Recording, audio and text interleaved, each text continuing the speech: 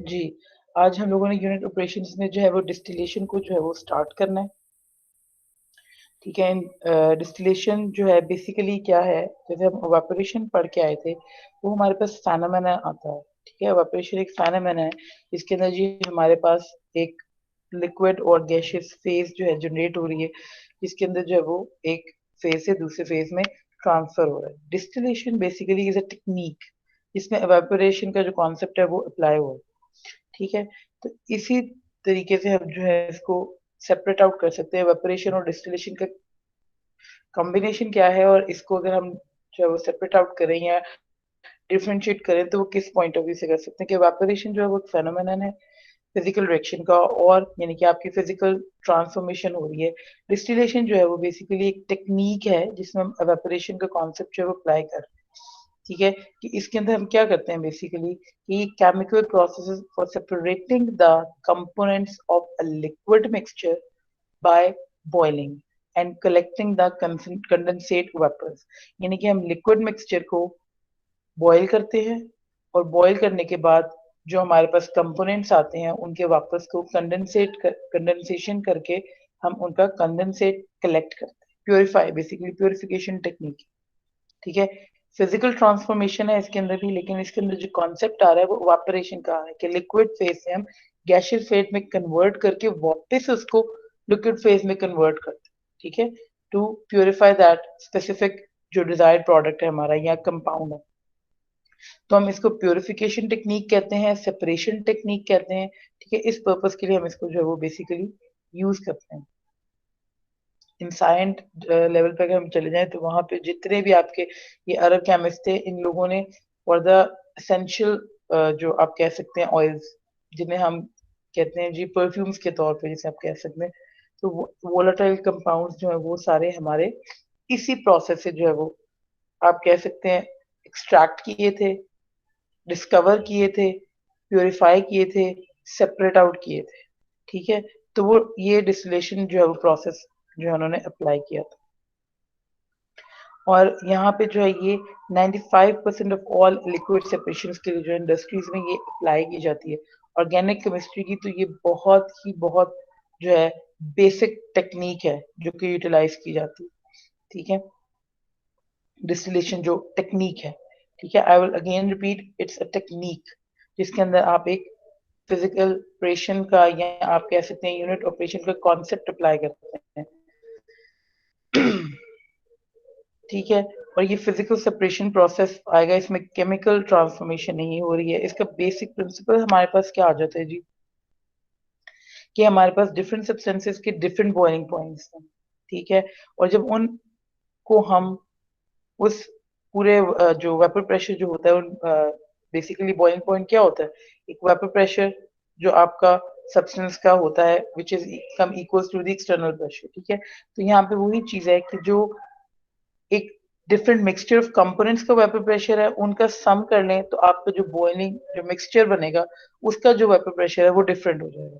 ठीक है? तो यहाँ पे क्या होगा, प्रिंसिपल क्या है बेसिकली कि लिक्विड के अंदर जो लिक्विड कंडीशन के अंदर जो बिफोर यानी कि बॉइलिंग जो है उसके अंदर जो वोलेटाइल कंपोनेंट्स प्रेजेंट है जैसे ही वो गैसियस स्टेट में कन्वर्ट होंगे वहां पे उनका जो है वो वॉलेटिलिटी जो है वो इंक्रीज हो जाएगी और वो मोर रिचर यानी कि जो हमारे पास कंडेंसेट आएगा, यानी कि फर्स्ट ऑफ ऑल हमने लिक्विड को बॉईल किया, बॉइलिंग से हमें जो वेपर्स मिले, vapours when convert back into the liquids, तो वो जो कंडेंसेट हमारे पास आया that is more richer in volatile compounds.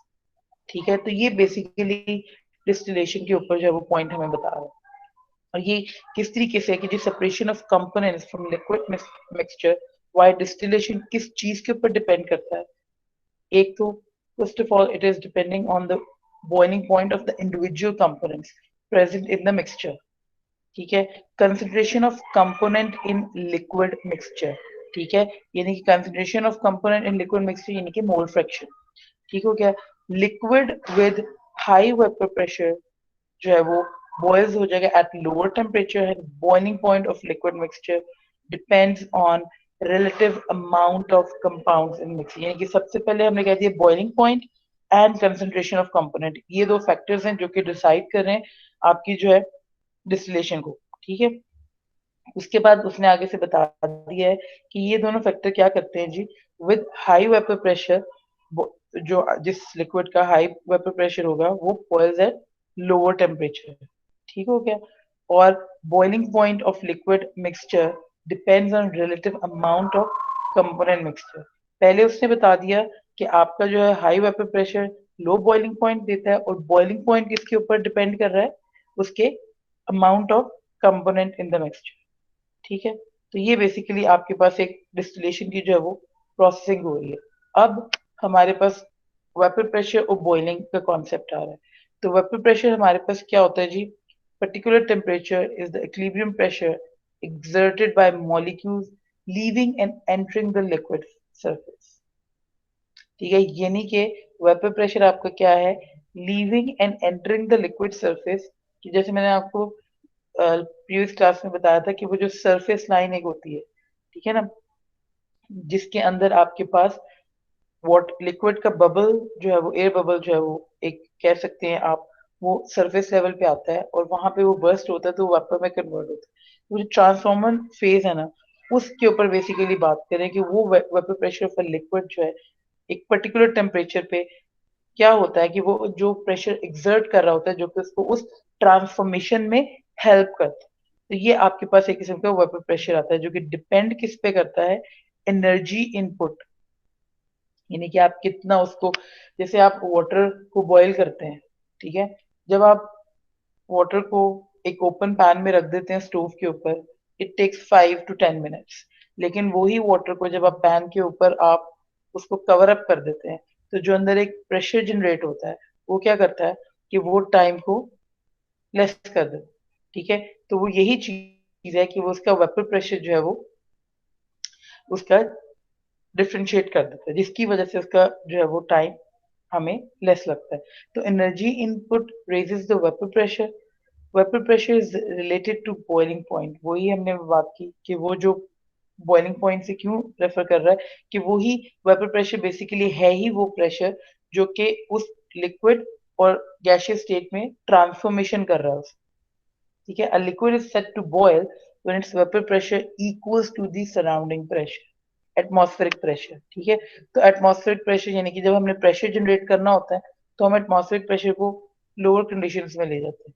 ठीक है ना। अगर आपने कभी देखा होगा लैब में, या तो सेंट्रल हीटिंग ऑन कर दी जाती है या फिर एसीज ऑन कर दिए जाते हैं, इस तरह की कंडीशंस प्रोवाइड की जाती हैं। या फिर आप स्मॉल लेवल पे अगर रिएक्शंस प्रोसीड करा रहे होते हैं तो वहां पे आप क्या करते हैं, उसको हॉट प्लेट्स यूज करते हैं, ठीक है ना, हीट प्रोवाइड करते हैं। तो ये बेसिकली टेम्परेचर को वेरी करने के लिए, एटमॉस्फेरिक प्रेशर को जो है आप जनरेट करने के लिए, वेरी करने के लिए आप क्या करते हैं कि इस तरीके से जो है, ताकि उसका वेपर प्रेशर जो है वो इंक्रीज हो जाए और आपका उसका बॉइलिंग पॉइंट जो है वो डिक्रीज हो जाए।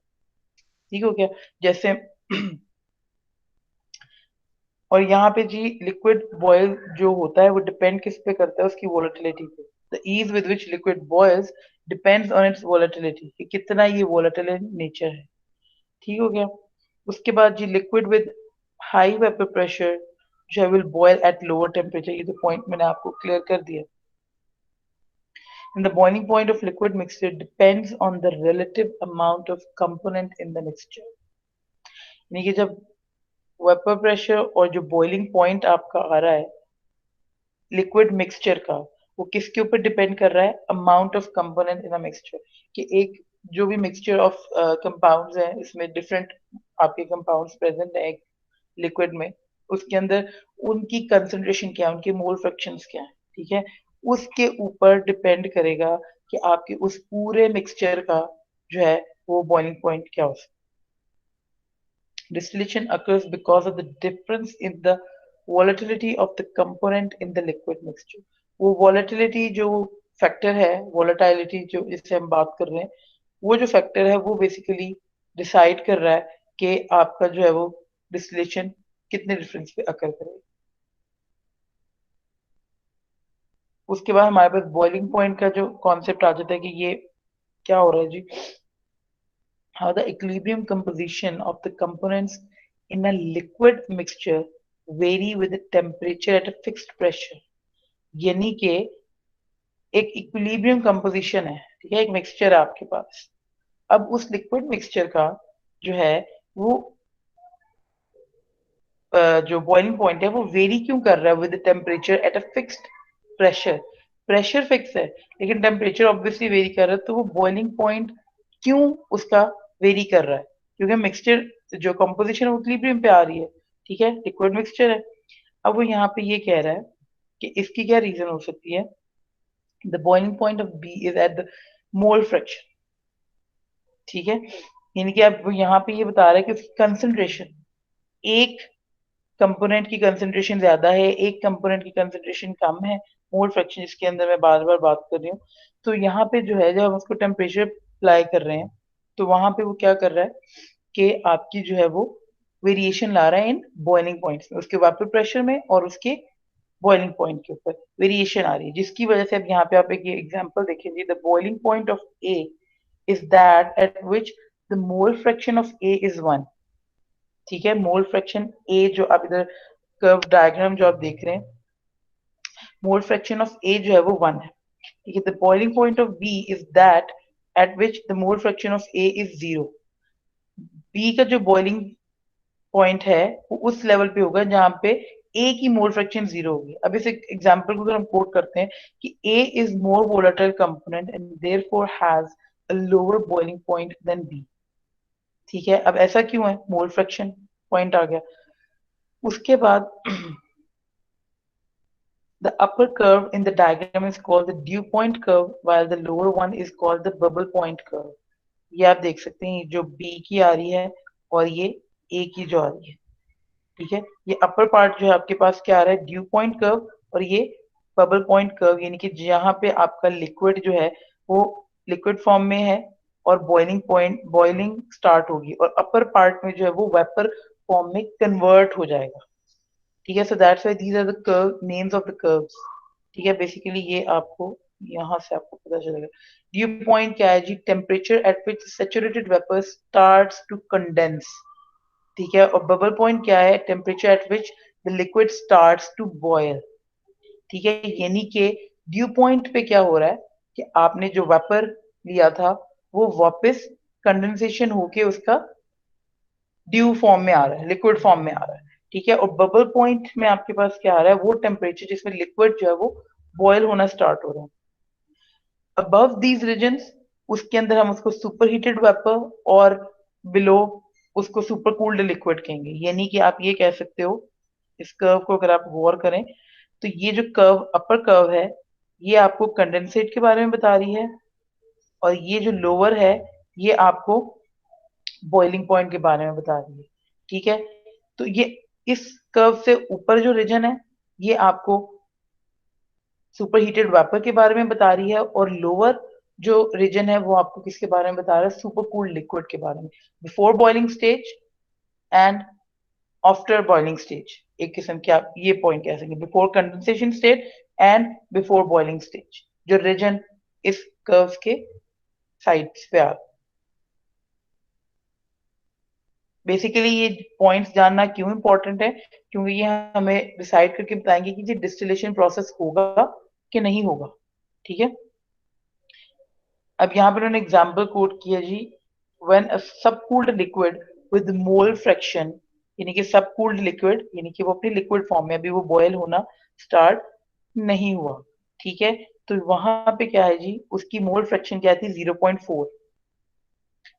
उसको हीट किया गया, its concentration remained constant until it reaches the bubble point, point B, जहां पे वो boiling point पे आ गई, ठीक है। When it starts to boil, the vapor evolved during the boiling has the equilibrium composition, ठीक है। यानी कि जब vapors evolved during the boiling has the equilibrium composition given by point C, जिसमें हमारे पास 0.8 मोल फ्रैक्शन हो गई है A की, यानी कि वो जो मोल फ्रैक्शन सी पे हमारे पास आया है जो कि इक्विलिब्रियम कंपोजिशन है हमारे पास, वहां पे जो वॉलेटिलिटी है वो ए की वो इंक्रीज हो गई है। क्यों हो गई है? वो वेपर स्टेट में चला गया, लिक्विड से वो वेपर में चला गया है और उस स्टेट में उसकी जो मोल फ्रैक्शन है वो 0.8 पे हो गई है। अब मोल फ्रैक्शन किस चीज की हुई है? कंसंट्रेशन किस चीज की हुई है? उसकी वोलेटिलिटी की, ठीक है, उसके वेपर्स की, ठीक है, तो वहां पे अब वो 0.8 में कन्वर्ट हो गया, ठीक है, कंसंट्रेशन। तो यहाँ पे इसका मतलब है this is approximately 50% richer in A than the original liquid, ठीक है, यानी कि ए कंपोनेंट जो है वो मोर वोलेटाइल है than in the component mixture जो हमारे पास है, ठीक है। मिक्सचर के अंदर क्या होता है कि डिफरेंट कंपाउंड्स होते हैं, वो एक दूसरे की वोलेटिलिटी को अफेक्ट कर रहे होते हैं, एक दूसरे की जो है वो कह सकते हैं आप कि मूवमेंट को, कोलिजन्स को जो है वो अफेक्ट कर रहे होते हैं, एक दूसरे के वेपर प्रेशर को अफेक्ट कर रहे होते हैं। लेकिन जब हम उनको कांस्टेंट प्रेशर के ऊपर जो है टेम्परेचर हीट प्रोवाइड करते हैं, तो वहां पे वो क्या करते हैं कि उनकी जो वोलेटिलिटी है या उनका जो वेपर प्रेशर है वो उस लिहाज से अपना सेपरेट आउट होना शुरू हो जाता है, जिसकी वजह से हम जिसे हम कहते हैं जी बॉइलिंग पॉइंट, ठीक है। उनको वो अपने रेफरेंस टेम्परेचर के ऊपर जो है वो बॉयल होना शुरू होते हैं और उनकी वोलेटिलिटी वहां पे इंक्रीज होती है, क्योंकि वो दूसरे जो मिक्सचर कंपोनेंट्स हैं उनसे सेपरेट आउट हो रहे होते हैं।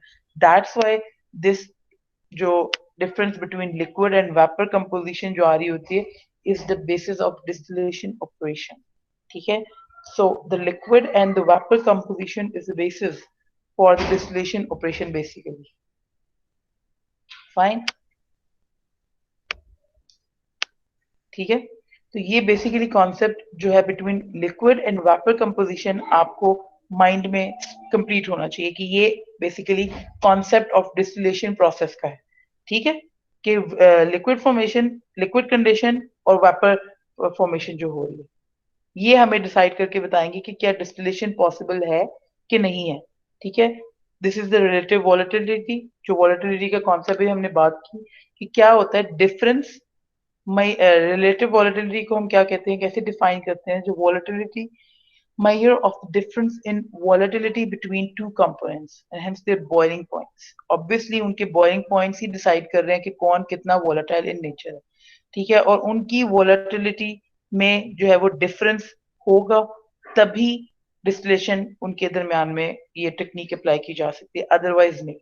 और उसके लिए हमें क्या है जी, if relative volatility between two components is very close to one, it is an indication that they have very similar vapor pressure characteristics.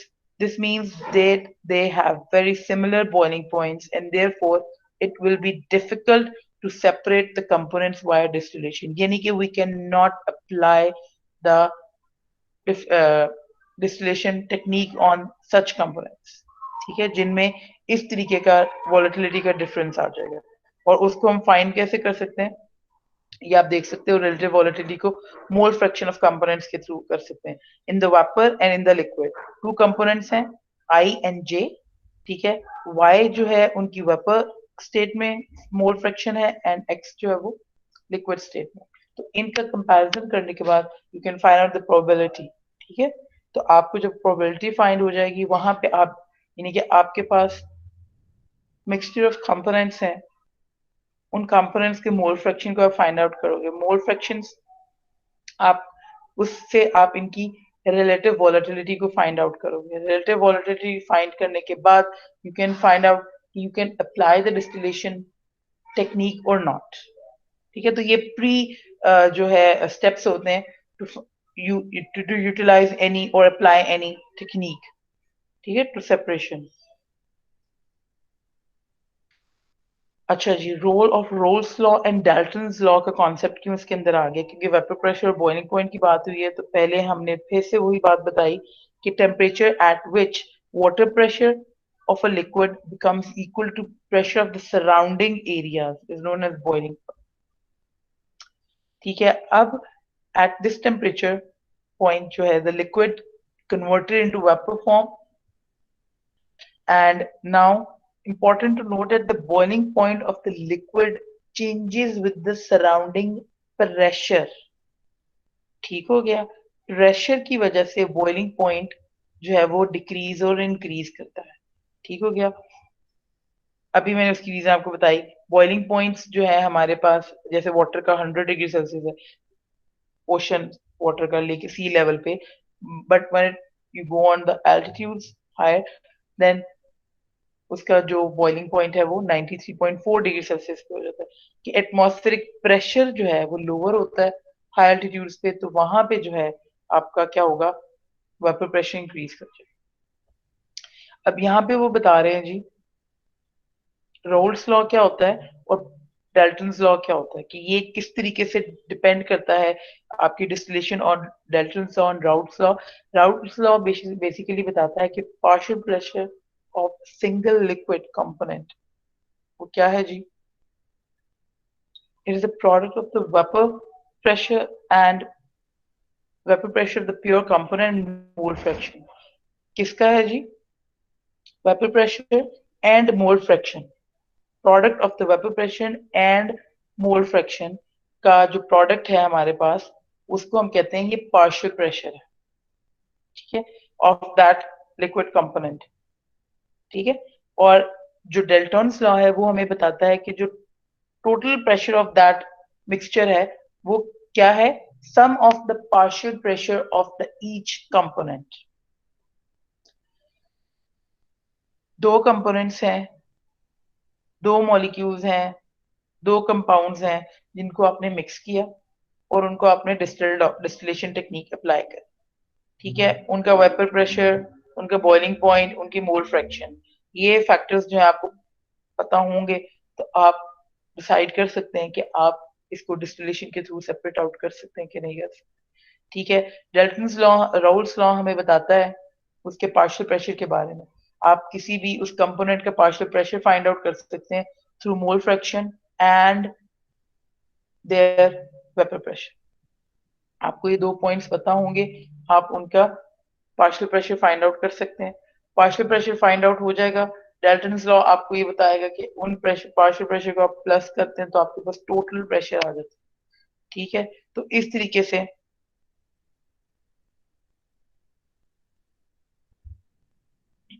आप जो है उसको फाइंड आउट कर सकते हैं। When a mixture of liquid is heated, the vapor pressure of the individual components increases, which in turn increase the total vapor pressure, ठीक है।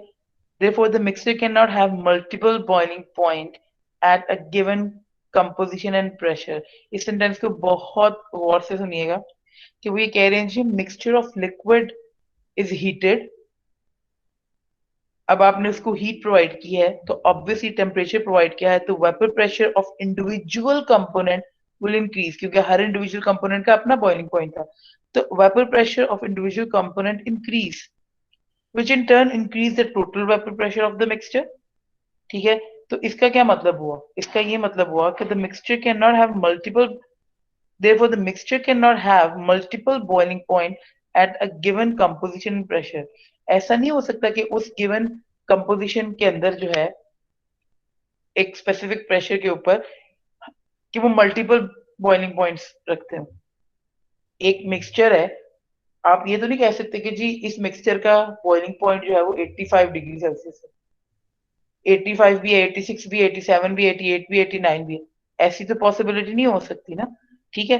तो यहाँ पे वो क्या कर रहे हैं जी, हमने इसीलिए डिस्टिलेशन की टेक्निक का नेम इसको दे दिया है कि जब हम मिक्सचर को बॉयल अप करते हैं उसका वेपर प्रेशर इंक्रीज करता है, तो जिसकी वजह से जो मल्टीपल बॉइलिंग पॉइंट हमारे पास मिक्सचर का नहीं हो सकता, ठीक है, एक गिवन कंपोजिशन प्रेशर के ऊपर, ठीक है।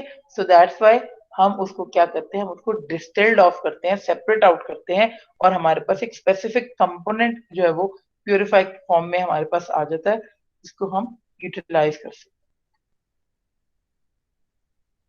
Why is it impossible to completely purify a mixture by distillation?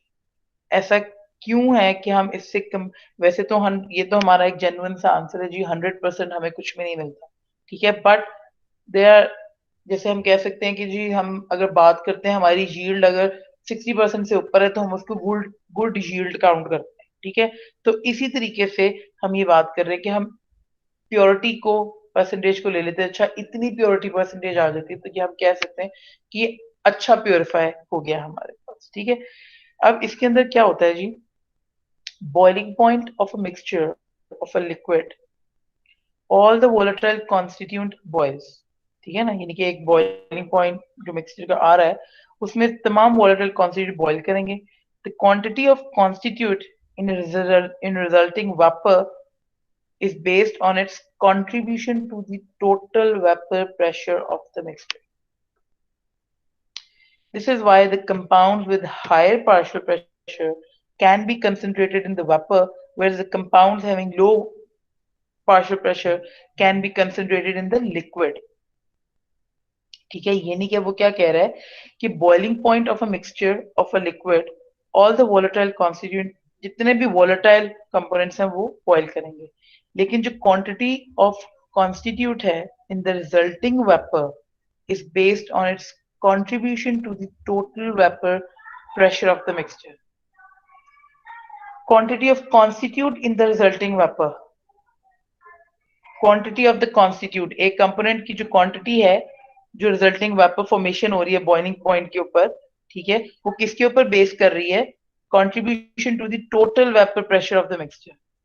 कि एक, क्योंकि टोटल वेपर प्रेशर क्या है, sum of the vapour pressure of the constituents. तो एक क्वांटिटी ऑफ द कॉन्स्टिट्यूट किसके ऊपर डिपेंड कर रही है, total vapour pressure of the mixture. इसकी वजह से क्या होगा कि compounds with higher partial pressure, जिनका जो पार्शियल, जिन कंपोनेंट्स का, जिन कॉन्स्टिट्यूट का पार्शियल प्रेशर हायर है, ठीक है, वो वेपर फॉर्म में कन्वर्ट हो जाएंगे और ज्यादा कंसंट्रेशन उनकी हो जाएगी। वेयर एज जिनका लो पार्शियल प्रेशर है वो कंसंट्रेटेड लिक्विड में रहेंगे और उनको हमें ज्यादा कंडीशंस, ड्रास्टिक कंडीशंस या कॉम्प्लेक्स कंडीशंस प्रोवाइड करनी पड़ेंगी to concentrated in proper conditions. ठीक है, सो इसीलिए वो कंप्लीटली जो है वो हमारे पास प्योरीफाई नहीं होता डिस्टिलेशन मेथड के थ्रू। ठीक है, since the component in the mixture cannot have zero partial pressure, zero partial pressure किसी का भी नहीं होता, it is impossible to obtain a completely pure sample. ठीक है, अगर जो है वो जीरो पार्शियल प्रेशर होगा तो वो इजीली वेपर प्रेशर में कन्वर्ट हो जाएगा। ठीक है, वो इजीली जो है उसको सेपरेट आउट कर लेंगे। सो that's why impossible to obtain a completely pure sample of a component from a mixture via distillation. However, samples of high purity can be obtained when one of the component in the mixture has a partial pressure which is close to zero, not zero but close to zero. इसका partial pressure close to zero होगा, so that's why we can obtain a high purity. Types of distillation आ जाती हैं। यहाँ पे अब आपके पास एक distillation का कॉन्सेप्ट आ गया कि डिस्टिलेशन किस तरीके से ऑपरेट करती है। ठीक है, इसका क्या प्रोसीजर है, ये ऑपरेट कैसे करती है, इसका पीछे बैकग्राउंड क्या है, इसका लॉजिक क्या है, इसका कॉन्सेप्ट क्या है, इसका बेसिक प्रिंसिपल, वर्किंग प्रिंसिपल क्या है, किस तरीके से ये जो है अकर करती है। हाउ कैन यू डिटरमाइन या डिस्कवर कि आपका जो आपका मिक्सचर है उसके ऊपर आप डिस्टिलेशन अप्लाई कर सकते हैं कि नहीं कर सकते। जब आपने ये फाइंड आउट कर लिया, अच्छा अप्लाई कर सकते हैं, तो फिर आप जाएंगे सिलेक्शन ऑफ द मेथड्स। ठीक है, सिलेक्शन ऑफ द मेथड्स कि आप किस टाइप की डिस्टिलेशन जो है उसके ऊपर अप्लाई कर सकते हैं। Simple fractional vacuum steam, basically होता क्या है कि हम डिस्टिलेशन प्रोसेसेस, ये हम जनरली हम जी ये डिस्टिलेशन की डेफिनेशन हम इनको पढ़ते हैं कि एक कैरेक्टराइज करते हैं कि ये टाइप की डिस्टिलेशन है हमारे पास। लेबोरेटरी फेज में भी हम उसको अप्लाई करते हैं और इंडस्ट्रियल स्केल में भी इसको अप्लाई करते हैं। सिर्फ डिफरेंस ये आ जाता है इक्विपमेंट का। ठीक है, लेबोरेटरी में हमारे पास क्या होता है, स्मॉल डिस्टिलेशन फ्लास्क होती है, रिफ्लक्स कंडेंसर होता है। ठीक है, उसके बाद आप टैप वाटर यूज कर रहे हैं।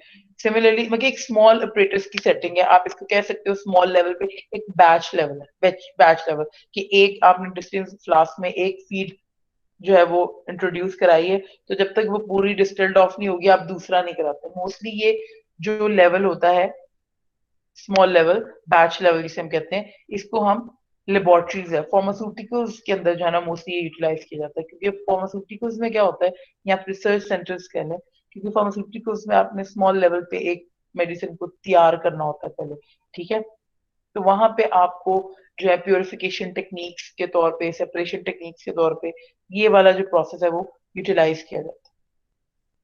ठीक है, तो बैच प्रोसेस हम कहते हैं। उसके अलावा ये इंडस्ट्रियल लेवल पे चले जाएं तो आपके पास ह्यूज लेवल ऑफ चैम्बर्स आते हैं। ठीक है, उन चैम्बर्स को आप इन्हीं डिस्टिलेशन कैटेगरीज की वर्किंग प्रिंसिपल के ऊपर सेटअप करते हैं उनका। ठीक है, और आप उसको ऑपरेट करते हैं। फर्स्ट ऑफ ऑल हम देख लेते हैं जी सिंपल डिस्टिलेशन। ये तो सिंपली ये है कि आपने on the basis of different boiling points, लेकिन इन बॉइलिंग पॉइंट्स का जो डिफरेंस हो वो मोर देन 25 डिग्री सेल्सियस, यानी कि अगर एक का जो है वो 70 डिग्री सेल्सियस टेम्परेचर है तो दूसरे का 100 और 100 से ऊपर 100 अबव 100 हो। ठीक है, तो ये वाली आप सिंपल डिस्टिलेशन अप्लाई कर सकते हैं। ठीक है, नॉन वोलेटाइल कंपोनेंट्स को वोलेटाइल कंपोनेंट से आपने सेपरेट आउट किया। ठीक है, फ्रैक्शनल डिस्टिलेशन अगर आपके पास आ जाती है तो इसके अंदर हमारे पास क्या होता है, हम फ्रैक्शनेशन परफॉर्म करते हैं। फ्रैक्शन नाम से ही पॉइंट आपके माइंड में आ रहा होगा कि जी इसमें क्या होता है, इसमें बॉइलिंग पॉइंट जो डिफरेंस है ना वो कम हो जाता है। जैसे फॉर एग्जांपल आप कह लो 10 डिग्री सेल्सियस का डिफरेंस है, जैसे आपके डिफरेंट हाइड्रोकार्बन है, ऑर्गेनिक कंपाउंड्स, आप देखते हो कि उनकी वेरिएशन जो है वो कुछ पॉइंट्स में होती है, किसी की 108 है तो कोई 111 पे है, कोई 110 पे है, कितने लोअर लेवल पे उनके जो है वो जाते जाते हैं। ऑल्दो कि ये बहुत लो पे चला गया, लेकिन हम ये कह सकते हैं कि 20 डिग्री सेल्सियस 25 से जो बिलो आपके टेम्परेचर डिफरेंसेस आ जाते हैं उसके अंदर हमारे पास फ्रिक्शन डिस्टिलेशन होती है। तो आप ये समझ लो कि 200 टू 210 डिग्री सेल्सियस के दरमियान में जितने भी आपके कंपोनेंट्स हैं उसको हम फ्रैक्शन डिस्टिलेशन से करें। हम उसकी फ्रैक्शनेशन करेंगे 200 डिग्री सेल्सियस फ्रैक्शंस जो होते हैं। ठीक है, वो आपके पास जो है वो फ्रैक्शनल कंडेंसर लगता है, वहां पे प्रेटस अप्लाई करते हैं हम। वो क्या करता है जी, वो उस फ्रैक्शंस में डिफरेंट टेम्परेचर आपके पास आता है। ठीक है, 200 से स्टार्ट हुआ 10 20 30, तो ये एक फ्रैक्शन फॉर्म में जो है आपके पास एक टेम्परेचर ग्रेडियंट आ जाता है जो स्मॉलेस्ट लेवल पे होता है। ठीक है, तो फ्रैक्शनेटिंग कॉलम में हमारे पास क्या होता है कि जो तो उस लेवल को क्रॉस कर देता है वो ऊपर ऊपर से उसके वापस निकल जाते हैं, जो नहीं करते वो टॉप से वापस कंडेंस होके इनटू दी पूल चैम्बर में वापस आ जाते हैं, पूल लिक्विड जो कि जिसमें आपका एनालाइट प्रेजेंट होता है। Steam distillation basically is for the ma'am temperature. जी मैम एक दो बच्चे रिक्वेस्ट कर रहे हैं, उनको अगर हो सके तो लेट इन कर दें। ओके, मैं 1 मिनट में करती हूँ।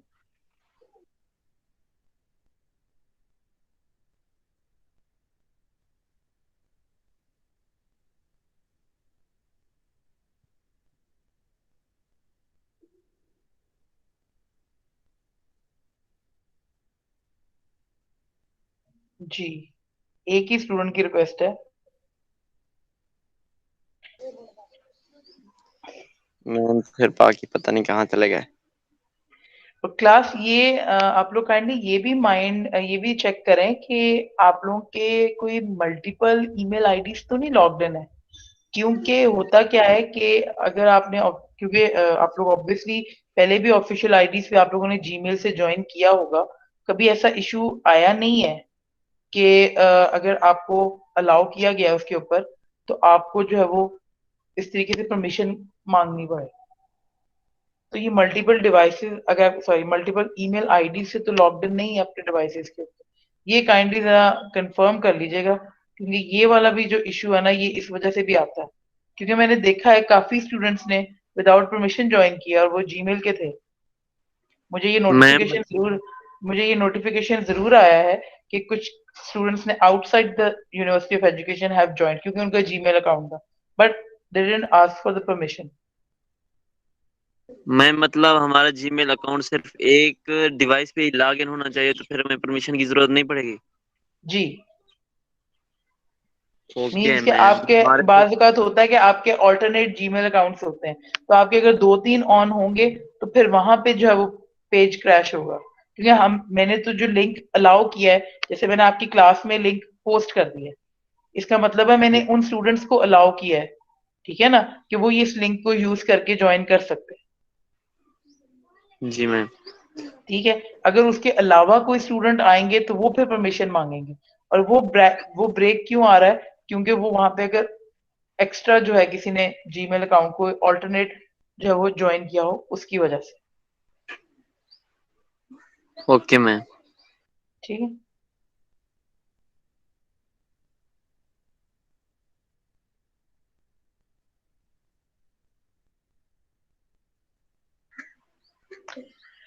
हाँ जी, steam distillation temperature sensitive material के लिए होता है। बेसिकली आपको मैं अगर बताऊं कि आपके जो हाईली वोलेटाइल कंपाउंड्स हैं या ऐसे कंपाउंड्स जैसे कि आप को अगर मैं एग्जांपल दूं, आपके एसेंशियल ऑयल्स हैं जितने भी प्लांट एक्सट्रैक्शन के जो है, ठीक है। एसेंशियल ऑयल्स मींस कि जो कि वोलेटाइल ऑयल्स एक्सट्रैक्ट करते हैं हम फ्रॉम प्लांट्स। आपने अक्सर प्लांट्स के देखे होंगे जो कि परफ्यूम बेस्ड होते हैं, यानी कि अरोमा बेस्ड होते हैं, ठीक है, उनके ऑयल्स यूज किए जाते हैं। ठीक है, एसेंशियल ऑयल्स बेसिकली कहते ही हैं अरोमा प्रोड्यूस्ड वोलेटाइल ऑयल्स जो होते हैं प्लांट बेस्ड, तो उनको आप एसेंशियल ऑयल्स कहते हैं। तो उसके लिए आप स्टीम डिस्टिलेशन, यानी कि आप जो है उसको हम कह सकते हैं कि हमें टेम्परेचर जो है हम उसका कंट्रोल कर सकते हैं। ठीक है, कि हम कोई ऐसा ना हो कि कोई हाई टेम्परेचर पे हो तो वहां पे हम उसको अगर वो डायरेक्ट टेम्परेचर प्रोवाइड करें तो वो क्या हो जी, बर्निंग कॉज हो जाए, या वो आपका कंपोनेंट जो है वो डिग्रेड होना शुरू हो जाए। तो स्टीम के अंदर क्या करते हैं हम, एक मेंटेन्ड टेम्परेचर पे हम स्टीम की कंसंट्रेशन ज्यादा कर सकते हैं। ठीक है, जिसकी वजह से वो उसको एक एनर्जी ट्रांसफॉर्म होती रहेगी, और वो आपका जो है वो एक्सट्रैक्शन आप सॉरी डिस्टिलेशन जो आप उसकी परफॉर्म कर सकते हैं। तो टेम्परेचर सेंसिटिव मटेरियल्स जो होते हैं ना, वहां पे बेसिकली हम स्टीम डिस्टिलेशन जो है वो करते हैं। स्टीम डिस्टिलेशन जो है वो लेस कॉमन हो जाती है ऑन द बेसिस क्योंकि वैक्यूम डिस्टिलेशन इंट्रोड्यूस हो गई थी। वैक्यूम डिस्टिलेशन बेसिकली क्या होती है जी, रिड्यूस प्रेशर। आप रिड्यूस प्रेशर करते हैं वैक्यूम जनरेट करके, ठीक है, और उससे क्या होता है रिड्यूस जनरेट सॉरी, तो उनके जो हायर बॉइलिंग पॉइंट्स हैं वो रिड्यूस हो जाते हैं। ठीक हो गया।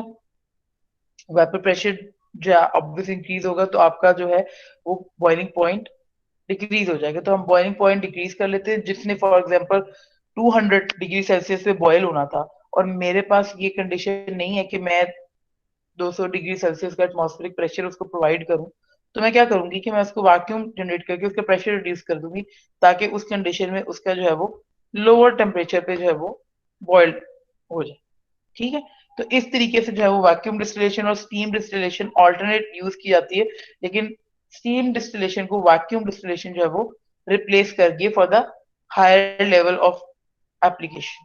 Otherwise steam distillation still use होती है for the plant extraction essential oils की। ठीक है, उसके बाद थोड़ा सा ये न्यू कॉन्सेप्ट एज़ोट्रोपिक डिस्टिलेशन, यानी कि एज़ोट्रोपिक मिक्सचर की सेपरेशन के लिए। एज़ोट्रोपिक मिक्सचर क्या होता है कि जिनकी कंपोजिशन लिक्विड फेज में और वेपर फेज में सेम हो, तो वहां पे क्या हो जाएगा कि वहां पे उनकी जो बॉइलिंग पॉइंट्स हैं वो भी सेम हो रहे होंगे। ठीक है, यानी कि अगर मैं आपको थोड़ा सा ये पढ़ के बता दूं कि जी distillation of mixture of liquids can be heated to convert them to gaseous state. Since they have different boiling points, they condense back at different rate and can easily separate. Some of the mixture exhibit the same concentration in the vapor phase and the liquid phase. हमने पहले बात की थी कि जो volatile component है, तो वो क्या होगा कि जब उनको हीट करना शुरू करेंगे तो वो अपने बॉइलिंग पॉइंट डिफरेंसेस की बेस के ऊपर क्या होगा कि वो सेपरेट आउट होना शुरू हो जाएंगे। ठीक है, और कंडेंसेट हम उसको कर लेंगे, वापस उसको सेपरेट आउट कर लेंगे। लेकिन यहाँ पे उसने कह दिया कि some of the mixture exhibit the same concentration, उनकी लिक्विड फेज में भी और वेपर फेज में भी सेम कंसंट्रेशन होती है, तो वहां पे उनको जो है सेपरेट आउट करना मुश्किल हो जाता है, और उन मिक्सचर को हम क्या कहते हैं, एजिट्रॉप्स। ठीक है, ये मोस्टली हम एजिट्रॉप मिक्सचर यूज भी करते हैं to lower the boiling points, यानी कि हमारे ऑर्गेनिक सिंथेसिस के अंदर जो हमने कोई सॉल्वेंट प्रोवाइड करना होता है फॉर लॉन्ग टर्म हीटिंग, तो वहां पे हम जो है वो बेसिकली ये एजिट्रॉप जो है मिक्सचर वो यूटिलाइज करते हैं, ताकि हमारे सॉल्वेंट रिएक्शन मीडियम का जो बॉइलिंग पॉइंट है हम उसको इंक्रीज कर सकें। ठीक है, और वो जो है उसको हम यूटिलाइज कर सके अपनी सिंथेसिस के लिए, ताकि वो इवापोरेट ना हो जाए फौरन से, कि हमारा जो प्रोडक्ट को सिंथेसिस करने के लिए हमें एक हाई टेम्परेचर रिक्वायर्ड है, लेकिन उससे पहले ही हमारा रिएक्टेंट या हमारा सॉल्वेंट मीडियम जो है वो इवापोरेट हो जाता है। तो उसको बरकरार रखने के लिए हम एजिड्रॉप्स यूज करते हैं। ठीक है, तो यहाँ पे भी वही चीज है कि इसको सेपरेट करने के लिए हम क्या करते हैं, नॉर्मल डिस्टिलेशन मेथड से हम इसको सेपरेट आउट नहीं कर सकते। तो पहले हम उसकी जो वो एजोट्रोपिसिटी एबिलिटी है, या आप कह लें उसकी जो फैक्टर है उसको हम ब्रेक करते हैं। वो किस तरीके से करते हैं, फॉरेन सब्सटेंस को ऐड करते हैं जिसे हम एंट्रेनर के नाम से कहते हैं, जो कि उसका बॉइलिंग पॉइंट डिक्रीज करता है। ठीक है, कैसे करता है, जो and separates the component of a mixture at different boiling points.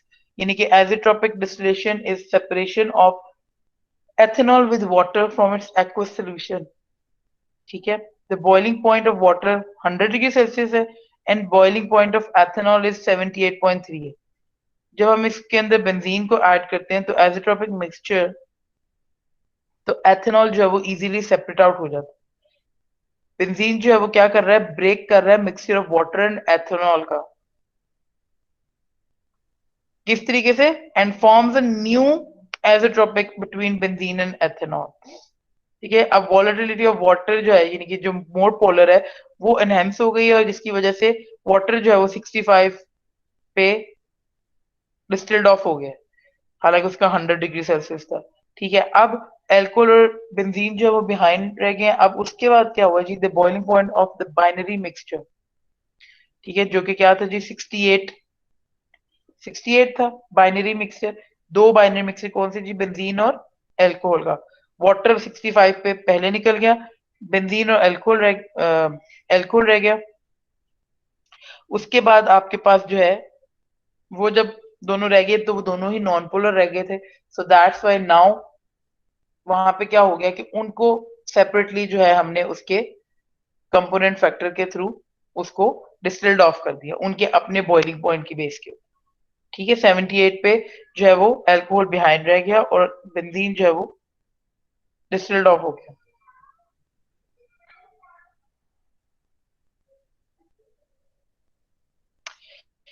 Extractive distillation भी इसी तरीके से आ जाती है कि आपके पास जो एजिट्रोपिक मिक्सचर है, जैसे आपने बात की कि हम क्या करते हैं बॉइलिंग पॉइंट को डिक्रीज करने के लिए एक एडिशनल जो है वो कंपोनेंट ऐड करते हैं। इसके अंदर क्या होता है, एक्सट्रैक्शन चूंकि हमने करनी होती है तो हम जो है वो बॉइलिंग पॉइंट इंक्रीज करने वाला फैक्टर ऐड कर देते हैं। ठीक है, extractive distillation refers to those process in which a high boiling solvent is added alter the relative volatilities of component in the feed। ठीक है, हम ऐसा सॉल्वेंट ऐड कर देते हैं जो बॉइलिंग पॉइंट को इंक्रीज कर देते हैं। अब ये जितने भी आपके पास डिस्टिलेशन की टाइप्स आ रही हैं, ये हमारे पास बैच डिस्टिलेशन भी होती है और कॉन्टिन्यूस डिस्टिलेशन भी होती है। बैच डिस्टिलेशन में अगर हम बात करेंगे तो लेबोरेटरी लेवल पे हो। ठीक है, और मोस्टली ये बैच डिस्टिलेशन जो वो लेबोरेटरी लेवल पे ही आपके पास आता है। ऑल्दो कि स्मॉल इंडस्ट्रीज होती हैं वो बैच और कॉन्टिन्यूस दोनों को फॉलो करती हैं, लेकिन बैच और कॉन्टिन्यूस जो है वो टाइप ऑफ डिस्टिलेशन नहीं आता, वो आप कह सकते हो मैकेनिज्म ऑफ डिस्टिलेशन आ रहा है। ठीक है, कि प्रोसेस ऑफ डिस्टिलेशन आ रहा है कि आपने जो है वो फीडिंग प्रोसेस क्या है, वन फीडिंग को पहले जो है वो प्रोसेस से गुजार के, कंप्लीट प्रोसेस से गुजार के आप डिस्टिल्ड ऑफ करोगे, या फिर आप कॉन्टिन्यूसली फीडिंग उसकी करते जाओ। ठीक है, this is the variation between difference between batch and continuous distillation आपके पास। ठीक है, तो continuous distillation basically industrial level पे आपके पास आती है, क्योंकि यहाँ पे आपके पास हाई इक्विपमेंट। अब डिस्टिलेशन फ्लास्क की अगर मैं बात करूं तो 500 ml की है, 1000 ml की है, 2000 ml की है, आपने उसके फ्लास्क के ऊपर लगा दिया। ठीक है, वो लिमिटेड है। लेकिन जब चैम्बर्स की बात करेंगे तो वो आपके पास क्या होंगे कि आपके पास कंडीशन होती है कि आपने चले आपने उसको फॉर एग्जाम्पल आपने बिलियन मिलियन ml तक उसको जो है फिल अप कर लिया।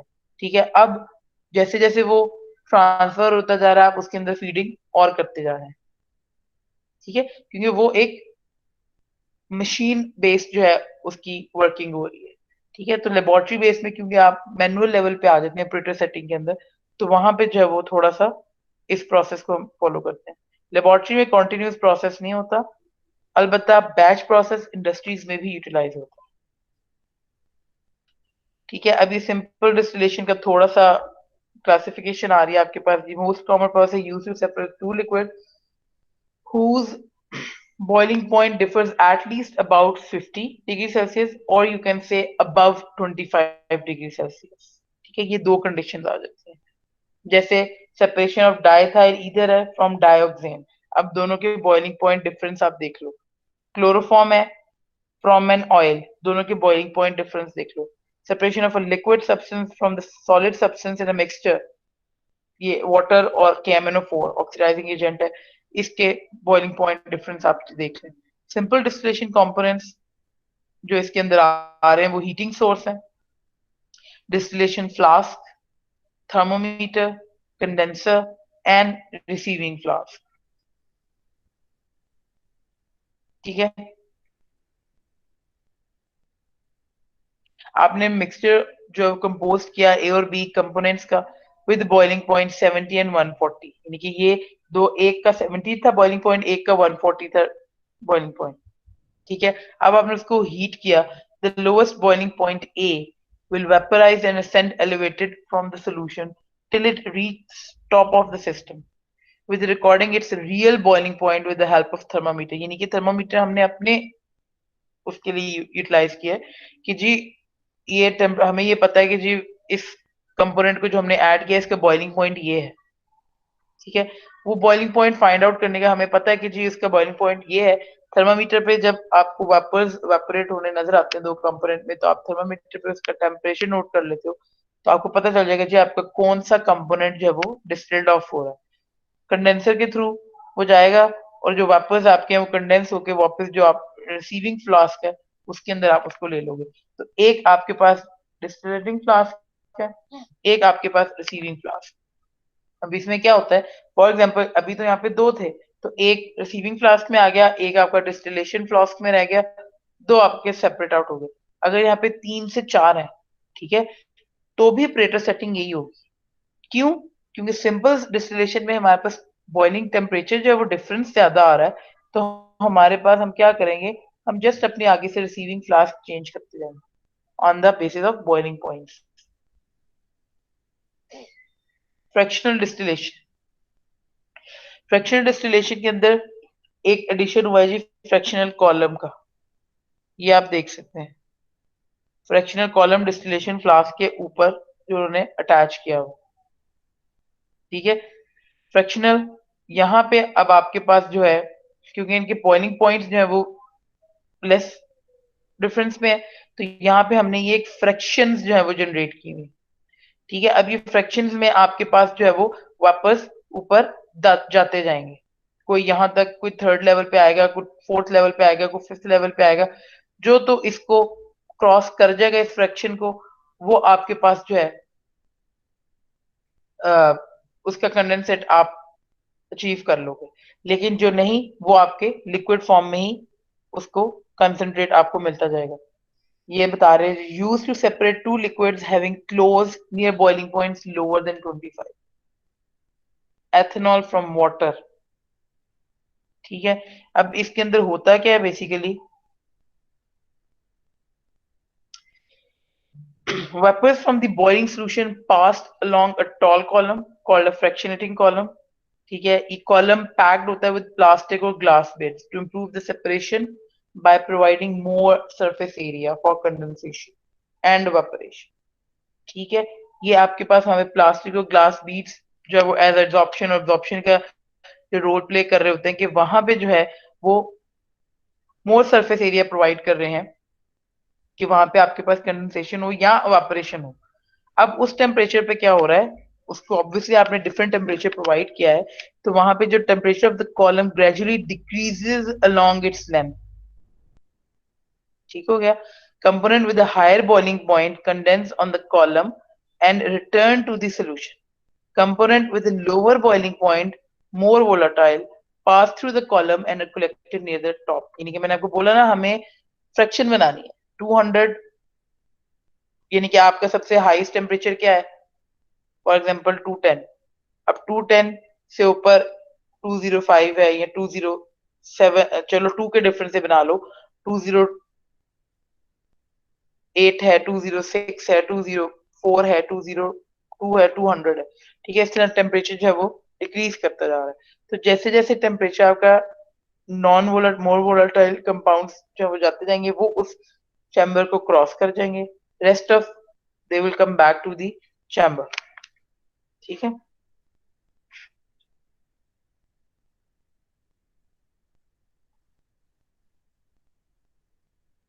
ठीक है। उसके बाद आपके पास आ जाती है जी vacuum yes ma'am. Distillation. Vacuum distillation के अंदर आपके पास हमने बात की जी, प्रेशर को हम रिड्यूस करते हैं, यानी कि किस प्रेशर को रिड्यूस करते हैं, जो कंपोनेंट का है। ठीक है, above the liquid mixture to be distilled is reduced to less than its vapor pressure, यानी कि एटमॉस्फेरिक प्रेशर से लेस कर देते हैं, और evaporation of the most volatile liquid जो है वहां पे वो होती है। ठीक है, उसके बेस के ऊपर क्या होता है कि हायर टेम्परेचर 12,000 7,000 टेम्परेचर को जो है हम रिड्यूस करके लोअर टेम्परेचर पे हम उसको मेंटेन कर सकते हैं with the help of vacuum distillation. Vacuum generate air के थ्रू जो जनरेट करते हैं, जिसमें कोई मैटर प्रेजेंट नहीं होगा, और आपके पास जो है वो इनर्ट सिचुएशन होती है, बेसिकली उसमें कुछ रिएक्शन नहीं हो रहा होता, वहां पे आप जो वैक्यूम जनरेट करते हैं, और आप जो है वो उसके थ्रू आप उसके प्रेशर जो है रिड्यूस करते हैं, और वेपर प्रेशर आपको इंक्रीज करते हैं, जिसकी वजह से आपका बॉइलिंग पॉइंट